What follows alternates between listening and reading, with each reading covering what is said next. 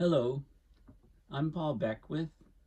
As we're in our northern hemisphere summer, there's lots of heat in various places. So I've been talking about heat waves quite a bit because with the warming, there's more and more people around the world impacted by excessive heat.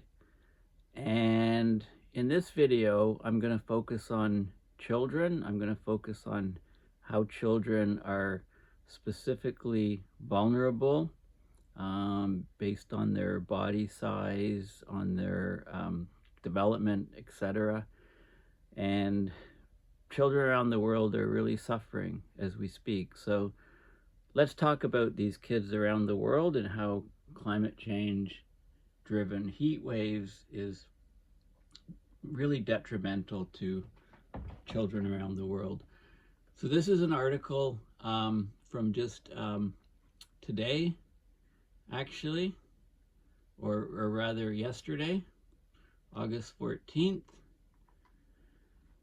500 million children live in areas with twice as many very hot days as in the 1960s. So the number of hot days is on the rise, obviously, as climate change accelerates. So UNICEF, we know UNICEF around the world as being a group that is advocating for children. And I don't know if you remember, going around for Halloween years ago with your UNICEF box. That was like a staple that we did every year. And as I was growing up in Canada, we'd have put together the UNICEF box and go and collect money for children on Halloween night. So a great analysis report by UNICEF, which I'll talk about, finds that children in 8 countries around the world spend more than half of the year in temperatures above 35 degrees Celsius. So you can think about that for a while, and you can think about the implications of that. So almost 500 million children are growing up in parts of the world where there are at least twice the number of extremely hot days every year compared to 6 decades ago. This report and analysis by UNICEF is found. So UNICEF, of course, it's a UN children's agency. They looked at data on changes in children's exposure to extreme heat over the past 60 years. Right? So obviously, as the planet continues to warm, people worldwide are facing more frequent and severe climate threats like extreme heat and heat waves, and children are more vulnerable to these hazards than adults. So they talked about extremely hot days defined as reaching more than 35 Celsius, which is 95 Fahrenheit, how the number of those days is increasing. 466 million children, that's about 20% globally, that's about 1 in 5 children. They live in areas that experience at least double the number of extremely hot days each year compared to 6 decades ago. Children in West and Central Africa have the highest exposure to extremely hot days, no surprise there, and this area has had the most significant increases over time. Total of 123 million children, that's 39% of the children in the region, experience temperatures above 35 Celsius over an average of 4 months every year. It's 212 days in Mali, one of the most severely affected countries, 202 days in Niger, 198 days in Senegal, and 195 days in Sudan. So these countries are baking, and the kids in these countries are suffering excessively. So this UNICEF analysis is a stark warning about the speed and scale at which extremely hot days are affecting children. It urgently calls on governments to seize this precious opportunity to act and get temperature rises under control. Of course, if you're exposed to extreme heat, you can get heat stress, and that's linked to child nutrition, right? If children aren't getting enough food, they can be affected more by heat because they're generally not as healthy. Non-communicable diseases, It makes children more vulnerable to infectious diseases like malaria, dengue fever. These things spread more and more quickly with high temperatures. Children are uniquely vulnerable to extreme heat. Unlike adults, their bodies heat up faster because their body weight is a lot lower, their surface area to weight ratio is much higher, so their bodies just heat up faster. Their skin is thinner. They sweat less efficiently. In fact, very young babies cannot sweat at all. And also, once they're hot, they cool down more slowly. So when their small bodies are not able to regulate the heat, it leads to heat stress, and these kids are more likely to suffer from heat stroke and or die. Okay, so last year was the warmest year on record. This year is going to probably match that. Global temperatures are rising well above pre-industrial levels. This is having disastrous results for humans and the planet. Children in 8 countries, including Mali, Niger, Senegal, Sudan, and South Sudan, African countries, spend more than half the year in temperatures above 35. Right, Mali had a record heat wave with temperatures reaching 44 Celsius this year. So the whole region of the Sahel in Africa, the region south of the Sahara, was particularly vulnerable because it's a transitional zone between the arid Sahara and the more fertile belt south of the desert. So there's intense heating there, and dust particles from the desert interfere with the climate. We don't have climate resilient infrastructure, drinking water, lack of drinking water, lack of health services. All those things worsen the impact of extreme heat on children living there. And besides these physiological effects, extreme heat has other effects on children, including the disruption to their education, the disruption to their learning. A senior advisor on climate change and sustainable economies at Save the Children says extreme heat's increasingly leading to school closures, affecting academic achievement. It's no surprise there, especially if these schools aren't air conditioned, which most of them aren't in Africa. So, for example, South Sudan closed all its schools in preparation for a 45 Celsius heat wave that was expected to last 2 weeks. So children's learning outcomes are impacted. They're severely harmed, and that has implications for their whole future and the future of the countries that they live in.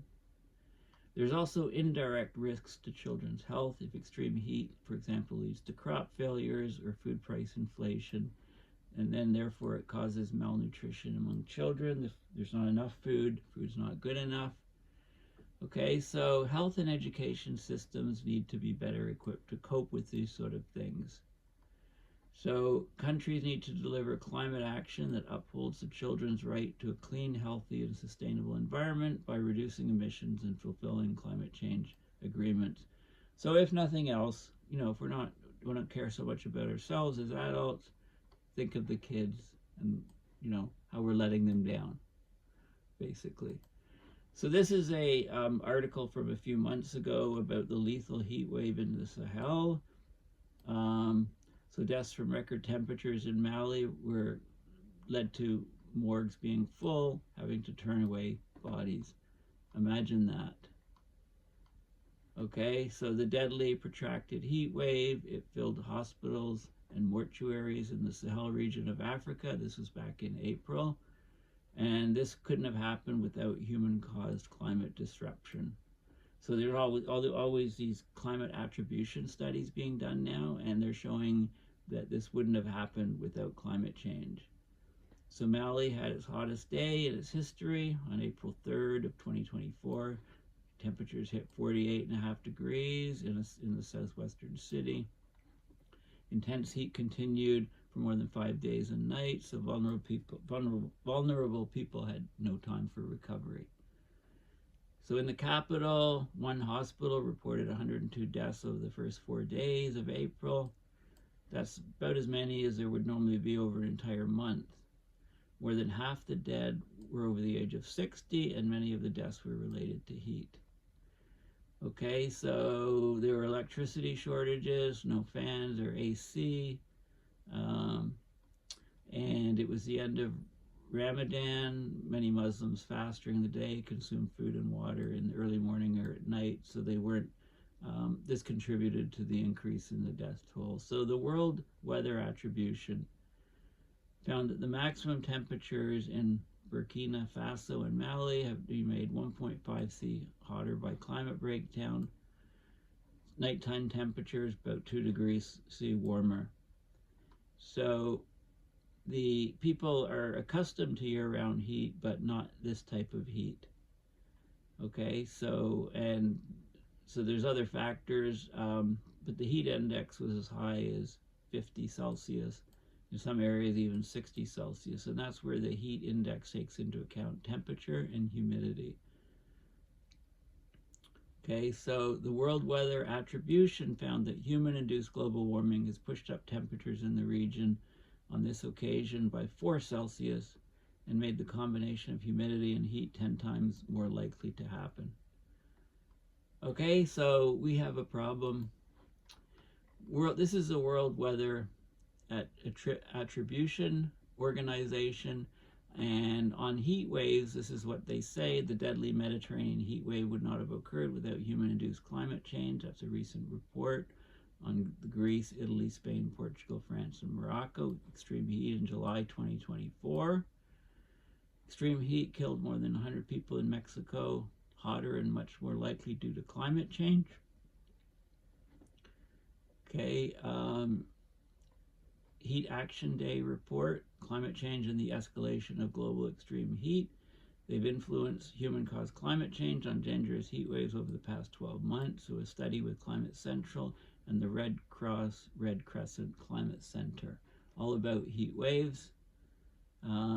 Deadly heat waves hit millions of highly vulnerable people across Asia in April through May. More stuff on Sahel and the end of Ramadan, the vulnerable populations and the deaths there, and so on. I mean, this goes on and on and on. Like it's just West Africa, Madagascar, you know, everything's here. It's all documented. And again, this is the World Weather Attribution Network. So have a look at it if you aren't aware of this.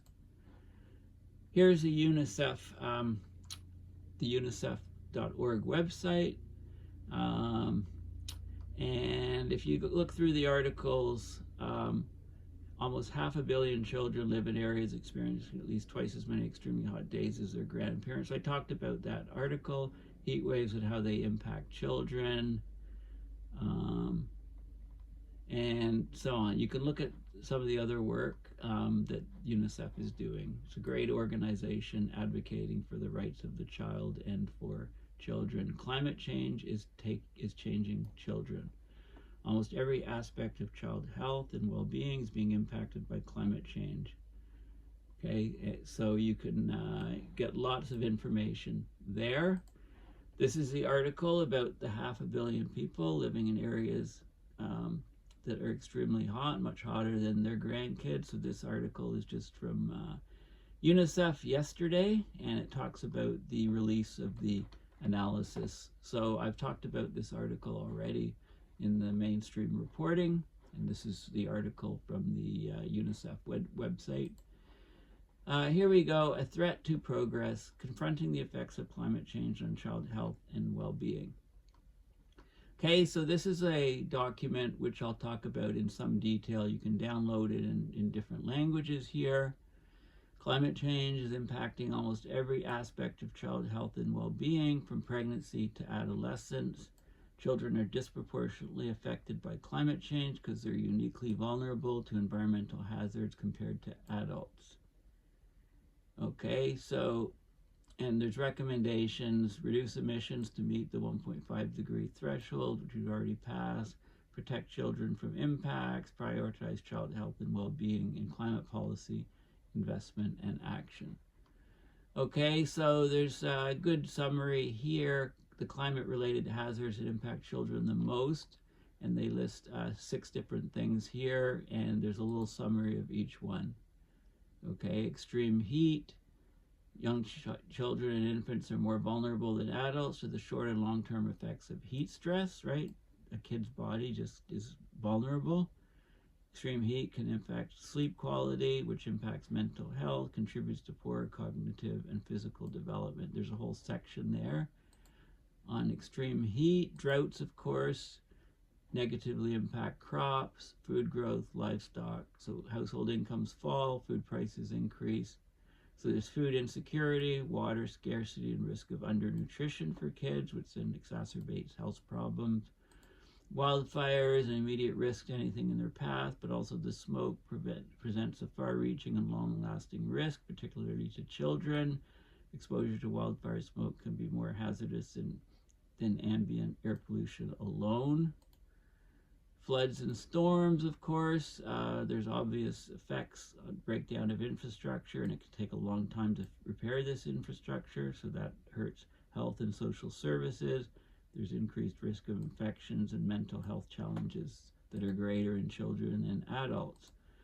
Air pollution, those that live in polluted environments can have their lung capacity reduced by 20%. Air pollution is associated with pneumonia. It's the largest infectious cause of death in children globally. And then we have ecosystem changes, right? Changing climate disrupts the delicate balance of the world's ecosystems. So there's changes that impact all living things. Numerous serious consequences occur for children's health, resulting from changing patterns of infectious diseases, food and waterborne diseases, respiratory diseases, etc. Okay, so that's kind of summarizing the report. And here is the report. Okay, a threat to progress. So here it is. It's a Unicef for Every Child report, a threat to progress, confronting the effects of climate change on child health and well-being. So this is an open source document, and I'm really bringing it to your attention. I'm not going to go through it in great detail. That would take too long, but I'll look at some of the highlights. Okay, so let's go down, and so it's got, it's a 90-page detailed report on how climate change is specifically affecting children.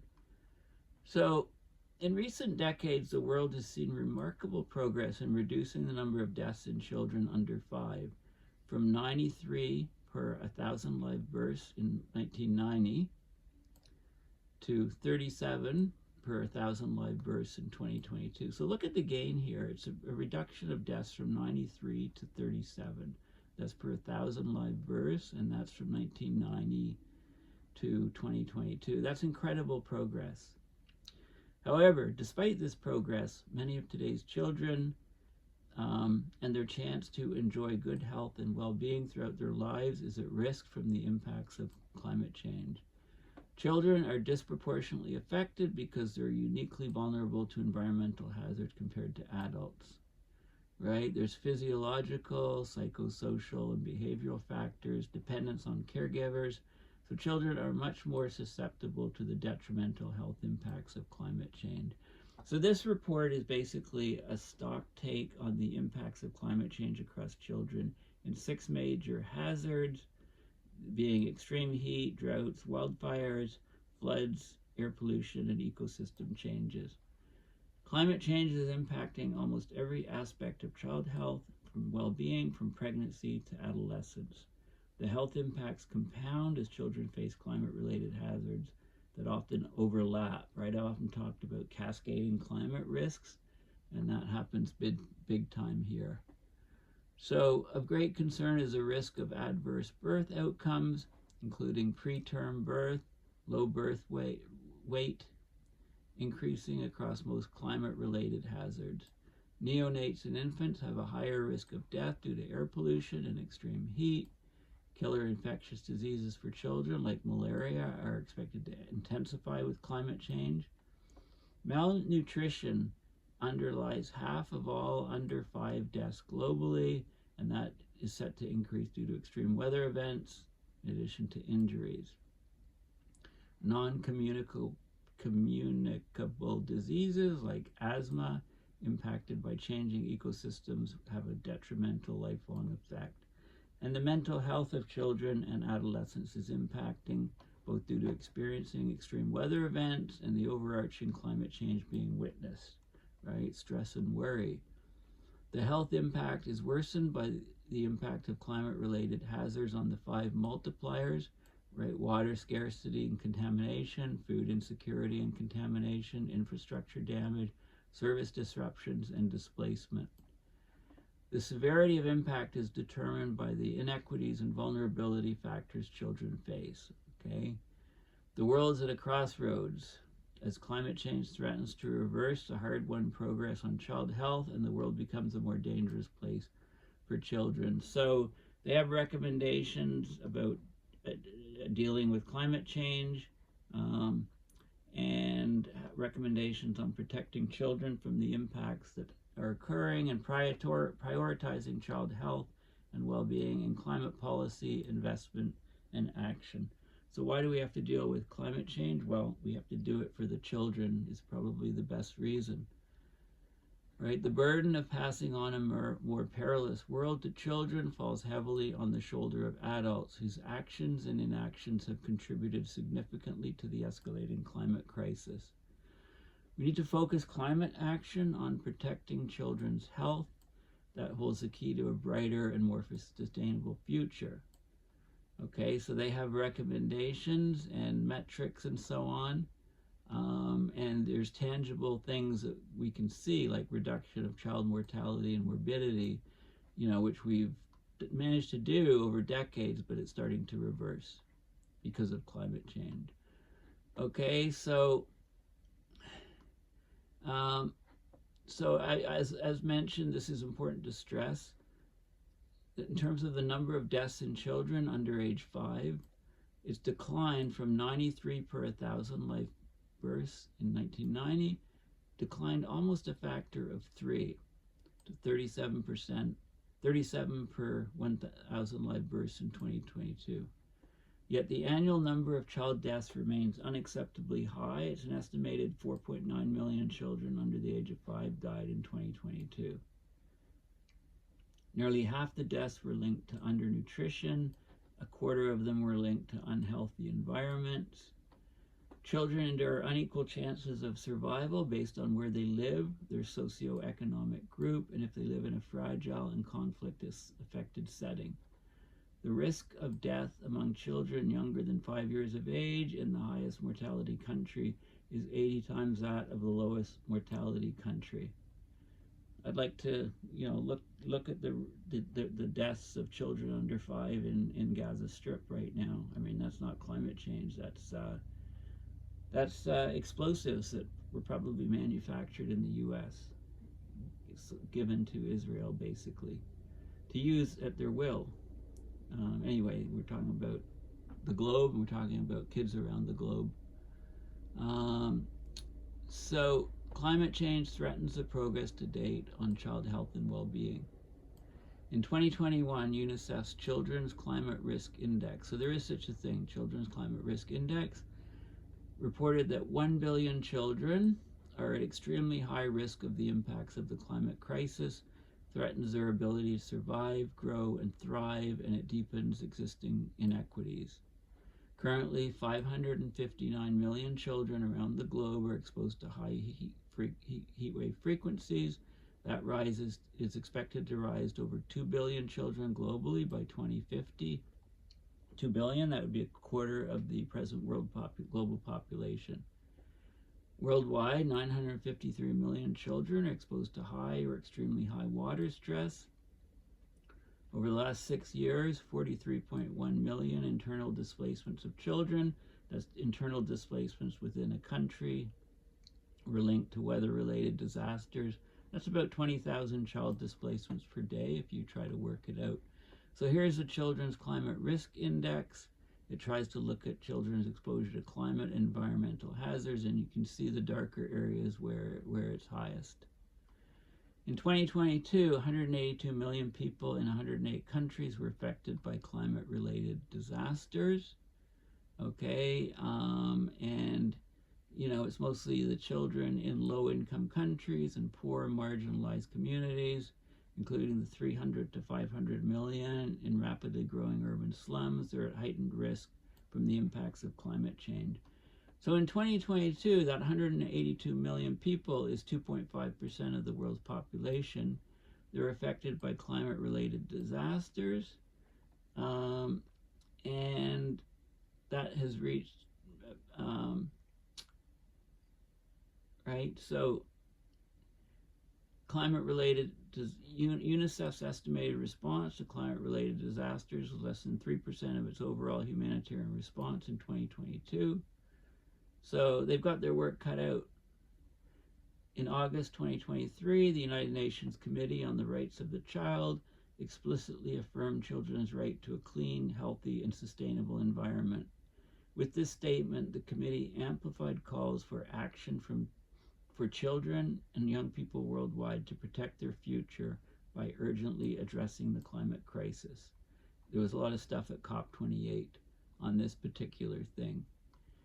There's growing evidence on the impacts of the climate crisis on children, and it doesn't reach press enough. There's not enough written on it. Okay, so climate change has huge impacts on health, especially for the most vulnerable, and who is more vulnerable than the children of the world? Children are uniquely vulnerable to the impacts of climate change. They're facing health challenges that set them apart from adults. The interplay of physiological, psychosocial, and behavioral factors and dependence on caregivers renders children more susceptible to the detrimental health impacts of climate change. So physiological, right? During pregnancy, mothers are particularly vulnerable to the health impacts of climate change. In utero exposure to climate-related hazards can significantly impact perinatal and childhood development. One of the primary reasons children are more vulnerable to climate change is in their early stage of physiological and cognitive development, right? Organs are developing, immune systems are developing. So children are less equipped to handle the stressors induced by climate-related events. They often lack immunity to certain diseases because they have limited exposure or incomplete vaccination schedules. Right? They're developing respiratory and cardiovascular systems, make them more susceptible to climate change, exacerbating respiratory diseases and compromising overall health. Right? There's also long-term consequences, both physical and psychological. So we have to act early to address children's vulnerabilities throughout their life course to ensure good health and behavior, good health and well-being. Behavioral. Of course, children, have higher levels of outdoor activity. They're more exposed to these risks. And, their smaller bodies are just not as resilient to, say, breathing in particulate matter or heat waves or so on, just because of the physical biology of, a smaller person than an adult. There's unique vulnerabilities of children across the life course. Of course, I mentioned pregnancy, hormonal changes, eating and drinking more due to fetal development, more susceptibility to heat, pregnant mothers.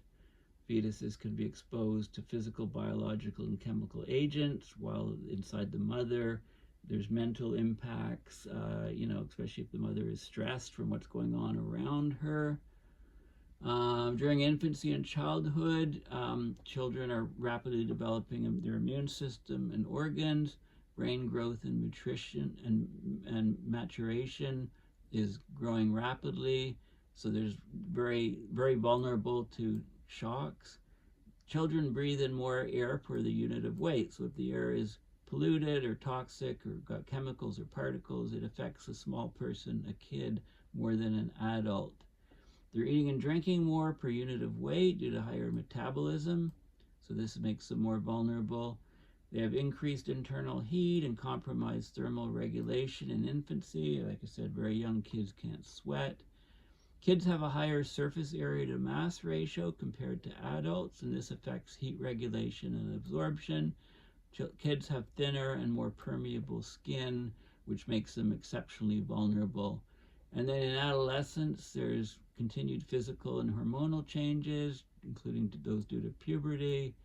There's more eating and drinking due to higher metabolism, right? Younger people have higher metabolism, so that's generating energy itself. The brain is developing, impulse control, emotional regulation, decision making can all be affected by the heat. It could be mental stress due to peer, academic, and other social pressures, and identity formation. So all these things are going on as kids are growing up and maturing. Behavioral, there's a higher risk of exposure while working outdoors and indoor air pollution. Kids, of course, are more likely to put their hands in their mouth and eat non-food items, more likely to spend time closer to the ground, more likely to spend time outdoors, less able to communicate needs or understand guidance, okay? They're risk takers as young people. And they have this dependence on caregivers, on parents or caregivers, dependence on others for their survival. At risk of exposures based on caregiver lifestyle, i.e. poor cooking technologies indoors without ventilation. There's increased vulnerability to children when they're separated from caregivers during a disaster, and they're more dependent on their peer and community network. So there's all of these different factors, right? Kids are dependent on caregivers for their health and well-being, and when there's disruptions from climate change, they're often forgotten about. They're not cared for adequately. Climate change poses unique threats to the health and well-being of children, but the pathways of impact are not yet well understood. That can lead to an underestimation of the full extent of the impacts of climate change, and hamper work to understand how child-specific climate change mitigation and adaptation efforts can limit the impacts. Okay, so there's a lot of climate-related hazards, and they have a significant impact on children. So they focused at 6 that I've mentioned. And it starts from pregnancy, complications, adverse birth outcomes, malnutrition, infectious diseases, injuries. There's multipliers of water scarcity, food insecurity, infrastructure damage from climate, service disruption and displacement. And there's specific vulnerabilities for children that adults don't have. Okay, so basically children are extremely vulnerable. There's many climate-related hazards that can lead to pregnancy complications and adverse pregnancy outcomes, including preterm birth, right? And it talks about the climate hazards and how they can particularly lead to negative outcomes of pregnancy, including stillbirths, low birth weight, preterm birth, so being born early, congenital defects, preeclampsia, don't even know what that is, gestational diabetes, and hypertension. The malnutrition can lead to stunting, wasting, underweight, or overweight and obesity, micronutrient deficiencies, making people more vulnerable to infectious diseases, a whole litany of infectious diseases and injuries and other why can't I say that word? Non-communicable diseases, heat-related illnesses like heat stroke, asthma, allergies, SIDS, sudden infant death syndrome, and chronic metabolic and cardiovascular diseases. And there's negative impacts on the development of the brain and mental health, cognitive dysfunction, developmental delays, anxiety, depression, post-traumatic stress disorder, especially if schools have to shut down from disasters, learning loss of caregivers, violence, abuse, and exploitation like gender-based violence, sleep quality, right? So there's all of these factors. There's overwhelming evidence of the health impacts of climate change on children, and that these impacts will accelerate as climate worsens. Okay, so this, it goes on and describes the hazards and, the extreme heat. In 2021 alone, about 442,000 deaths were attributable to exposure to high temperatures, right? 45,000 deaths among children, 31,000 among children under age 5. There's a Unicef report called The Coldest Year of the Rest of Their Lives. About 559 million children are already exposed to high heat wave frequency, 624 million children are exposed to one of the three other high heat measures: high heat wave duration, high heat wave severity, or extremely high temperatures. And heat stress can increase the risk of all of these different diseases and the stress during the development. There's some data here. A meta-analysis showed associations between temperature exposure during pregnancy and stillbirth, preterm birth, and low birth weight, with odds of stillbirth rising by 5% per 1 degree C increase in temperature. There you have it. Women who give birth during extreme heat periods may be more likely to have newborns with illnesses. So Bangladesh, women were 14% more likely to have newborns with neonatal illnesses when giving birth on hot days compared to those giving birth on cooler days. There you go. If it's hot the day you're born versus not, that can affect you for the rest of your life.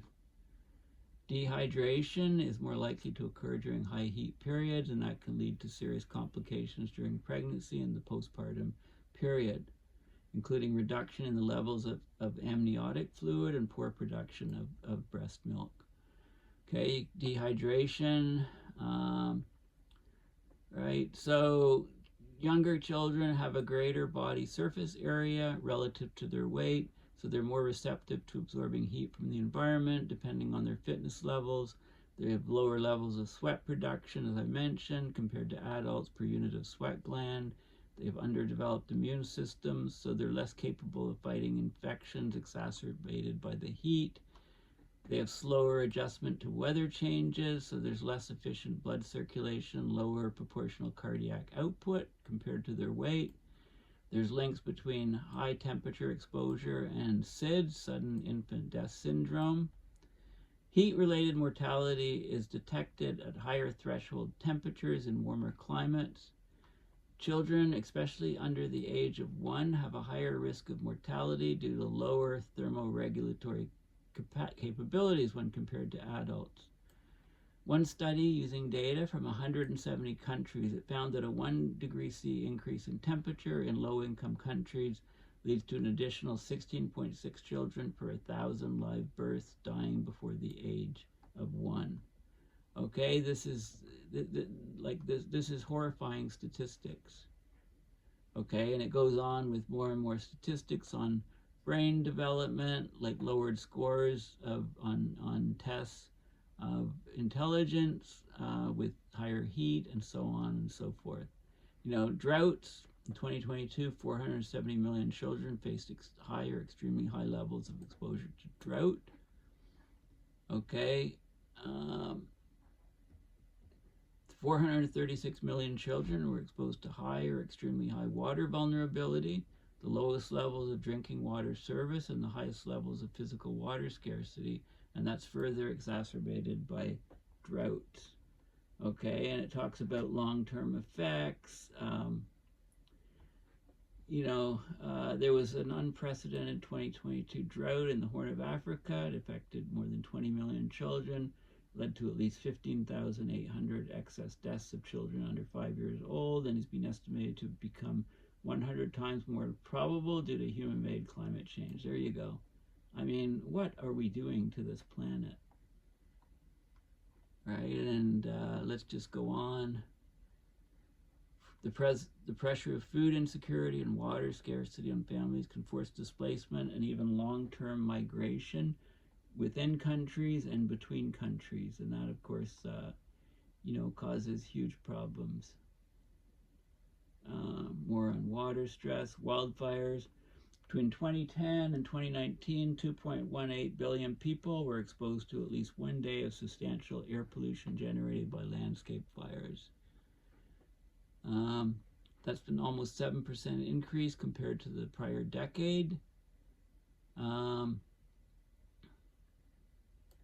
There's been about 1 billion person days of exposure to heavy smoke and medium smoke, 2.5 billion person days for light smoke in the U.S. between 2011 and 2021. And of course children are more affected from it. Fire source particulate matter exposure is associated with an increased risk of child mortality. Compared to PM 2.5, from other sources. PM 2.5 released from wildfires has been found to be approximately 10 times more harmful to children's respiratory health, particularly for children 5 years of age and younger. Each 1 microgram per cubic meter of air increment of PM2 emanating from fires was associated with a 2.3% increase in the risk of child mortality. Exposure was found to be superlinear, meaning that the per unit exposure to larger fires led to increased toxicity. As I speak, as I do this video, I just read about a wildfire that is affecting the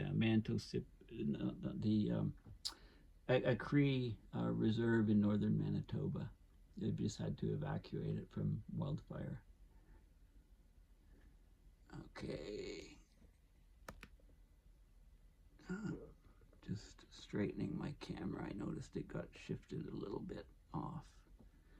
Just bear with me and I'll center it a bit better. There we go. Children have less nasal deposition of particles, means that a higher proportion of smoke particles can penetrate deeply into the lungs, less caught in the nose. Okay, so, and this exposure to particulate matter lowers lung function, stunts physical growth, causes neurological and metabolic dysfunction, a litany of horrors for children. Some children are born with higher susceptibility to asthma after a mother's exposure to air pollution during pregnancy or due to smoke exposure during postnatal period. So a woman being exposed to air pollution and smoke exposure, and that can be carried to leading to a higher incidence of asthma for her children.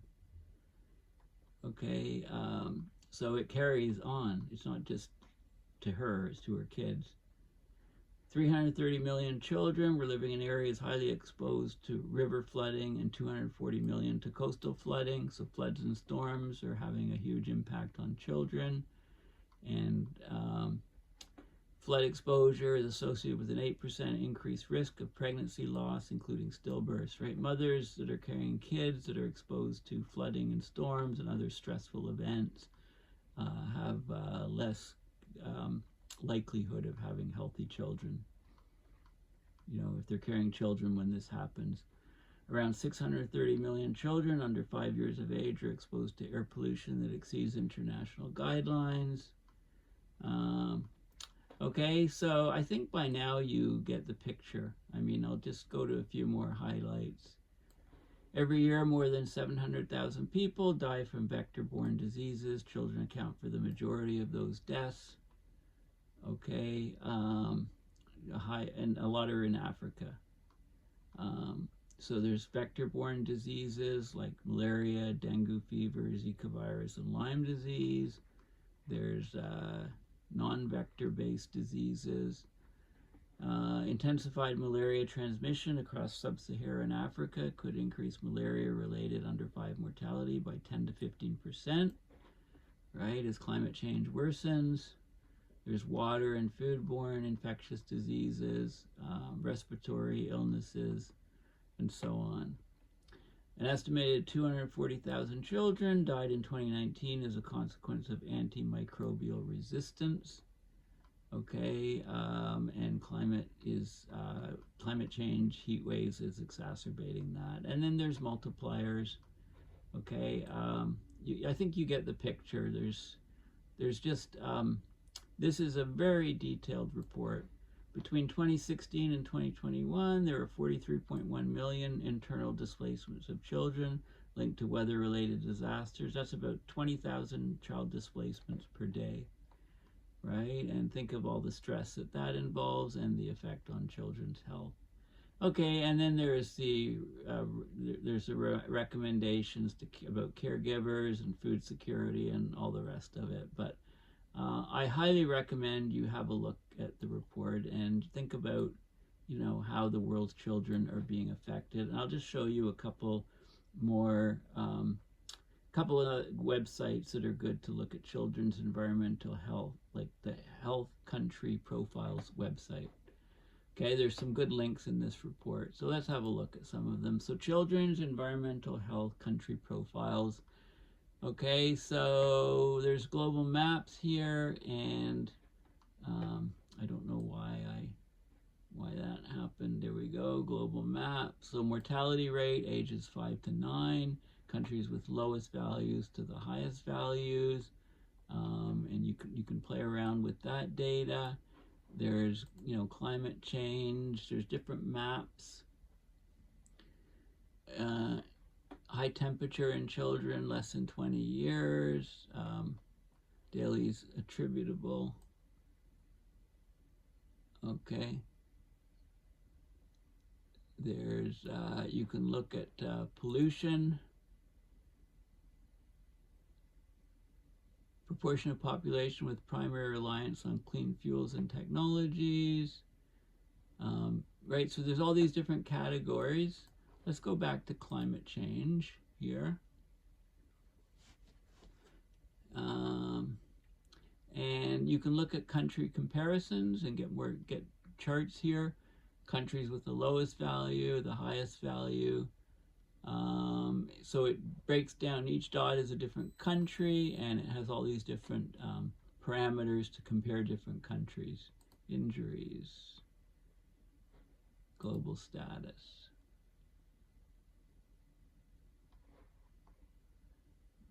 Deaths attributable to unintentional poisonings, 20 for kids 20 and under, right? And so there's loads of data here on the effects of climate and environment on children. And then, of course, the world in data. I just want to point out on closing, they have a whole section on child and infant mortality. Hannah Ritchie is the author of the book that I read recently. I think I covered it in a video. So child mortality is one of the world's largest problems. About 6 million children under 15 die per year. That's about 16,000 deaths every day, or 11 every minute. So 11 children die every minute around the world. This is a devastating statistic. It reveals the vast number of children whose lives end before they can discover their talents, passions, and dreams as they grow older. It represents the impact of child mortality on so many people's lives, parents, siblings, families, and communities. Many of these deaths are preventable. Most are caused by malnutrition, birth conditions, and infectious diseases. They've all declined substantially in many but not all parts of the world, right, since 1990. And there's insights here. So this is a long-run history of child mortality, going back to hunter-gatherers. You know, about 50% was the mortality rate for kids across 21 historical societies. And you can look, you know, Mexico, 62%, Roman Egypt, 57%. So kids didn't survive to adulthood. Most of them, the majority, died before reaching adulthood. And then things turned around. Global mortality rate in 1950, 27% for kids. Somalia, 14%, the highest. In 2020, 4.3%. Some countries down to 0.3%. So there's a lot of data here, and it breaks down all the different categories, how child mortality has declined in the last 2 centuries, right? Right, so there's lots of different data. Child mortality in 1800, 1950, and 2015. Okay, lots of data on improvements, and the worry is that this is going to start turning around and heading up because of climate change. Right, so there's lots of data available. Well, thank you for listening. I hope I've illuminated this topic, that many of the children living in the world are becoming more and more exposed to heat waves and other climate change risks, and we have to turn this around. Please consider going to my website, paulbeckwith.net, and donating to my PayPal to support my research and videos. Thanks for listening, and bye for now.